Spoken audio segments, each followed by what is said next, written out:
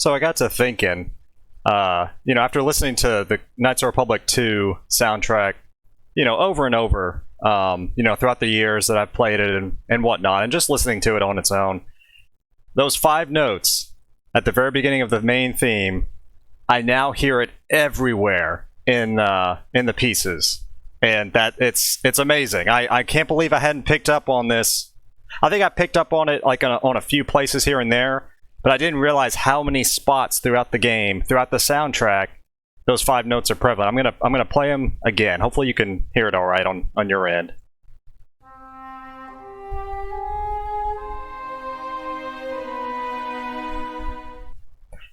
So, and for me personally, those 5 notes, I don't know what it is, but they just kind of resonated with me. Every time I would load up the game and those notes would play, and it just sets the tone, sets the mood, puts me in the zone, whatever you want to call it. It's great. So I'm going to mute that. The first section I've kind of noticed this in is, towards the beginning of the game, the Harbinger, when the Harbinger first shows up. Now, this first section, it's not exactly the same notes, because I think, if I remember listening to it, it goes up, just kind of sequentially, or, going up in a scale or whatnot. It's not exactly the same. The later half of it, though, is. So I'll show that off. So on this part, it's the low bass strings, but it's there.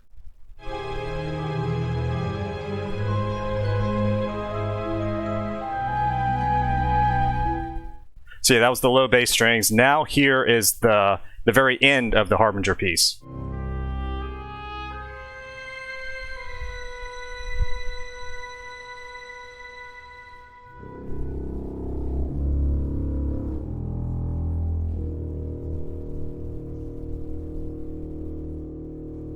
So yeah, hopefully that comes across in the audio. I hadn't really tested the audio just to even see. I probably should have, but alas. So next example, as you're going through the game, you end up on Citadel Station.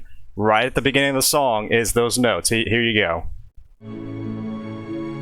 Oh wait, I'm sorry, not Citadel Station. It's I jumped ahead. It's on aboard the Ebon Hawk. Aboard the Ebon Hawk, when you get on the ship and you're starting to talk to Kreia and Atton. So here's kind of midway through the song. It's the strings. It kind of scales up and then back down to kind of complete the rhythm.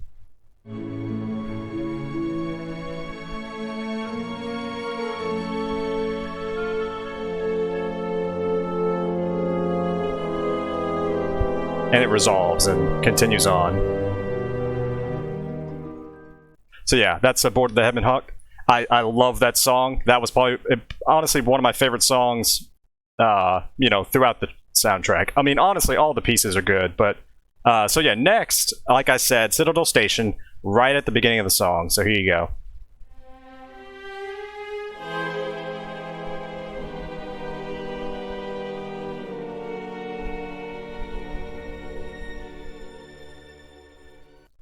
Alright, so we've got that. Next, probably one of the first planets I actually went to after the Telos section was Dantooine. And as you get to Dantooine, you go to the Jedi Enclave, you go to the Jedi sublevel. About 48 seconds into the song, I know I've clipped it. I got, 48 seconds into the song, the oboe plays that rhythm. So here you go, listen closely.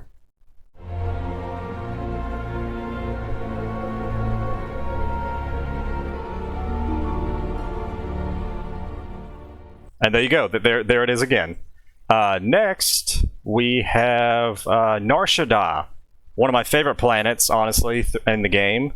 I want to say this is kind of partway through the song where I clipped it, but the strings start it partway through, but they don't complete it. It's like a little fake out, if you want to call it that way. They kind of go up and they hold the note before resolving. Like, they don't resolve it.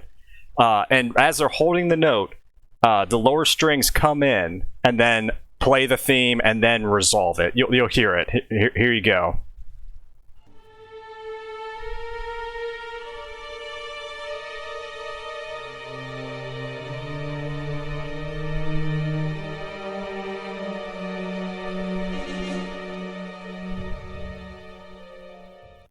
Wonderful stuff. I love it. Next, we have you're going to Duckson.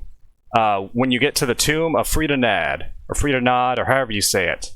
I think this is partway through. I'm pretty sure it is through the song. The low bass strings. It's the low bass strings during the flute parts. So here you go. Here it is.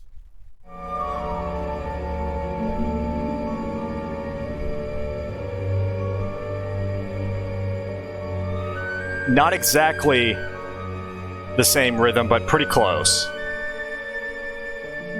And here it goes again.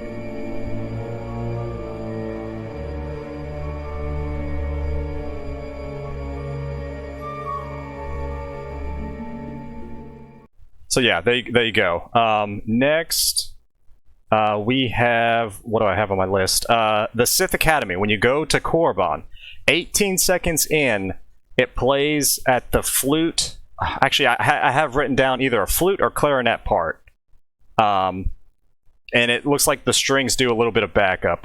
Let's take a listen. Let me see if I can figure it out here.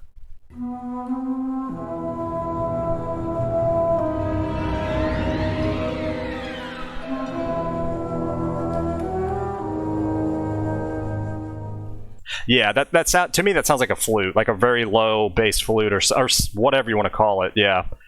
So that's that in the Sith Academy, and then finally, one of the last places I noticed it that I wanted to point out was the Sith tomb, still on Korriban when you're going through the trial, the visions, and it is the strings right at the beginning, and then I think I have this expanded because I think there's more. There's another part right kind of in here that it starts up again. So here you go. It's the string part.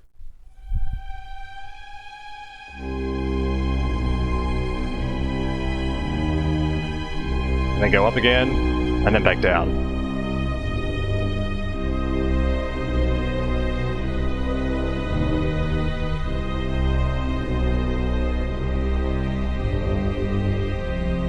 And then here it is again.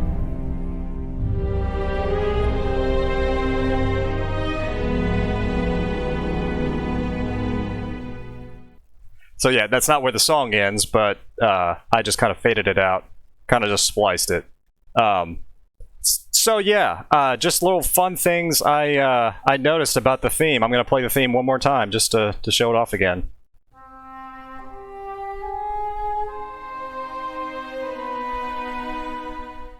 So I guess in closing, the way I think about it, I don't think this was done intentionally. I mean, in terms of the composer, yes.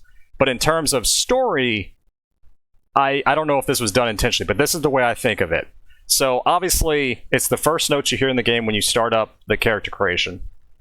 You know, it's the theme of the Sith Lords. So after you make your character and start the game, it doesn't come up again until you get on the Harbinger, after the introduction of Sion and his Sith assassins. By the way, anybody who hasn't played KOTOR 2, I might spoil something later on, just as a heads up, so you might want to just close the video now. So yeah, it comes up on the Harbinger after Sion and his Sith assassins. The rest of the game, it comes up again and again on the other planets, sometimes kind of quietly in the background that you don't even notice. So you can kind of say it's constantly kind of pursuing you in a way, just like the Sith are doing throughout the game. It's only after you defeat Nihilus and learn where Kreia and Sion are located, you know, Malachor 5, does the theme stop. From then on, the 5-note theme never returns, signifying, for me, the death of the, you know, what is, quote-unquote, the Sith of the game pursuing you. And as your character takes the fight, actually, to them. Given the rush development, that's probably me reading way too much into it, but who knows? I mean, maybe that is a thing, but I just, when I kind of, you know, started laying out these pieces and kind of just, you know, thought about it that way, I thought that was amazing. And now it makes my enjoyment of Star Wars Knights of the Republic 2, the Sith Lords, even greater. So, yeah, just thought I would put out a little short video about it, you know, so as always, thank you guys for watching, and take it easy. I'll end on the theme.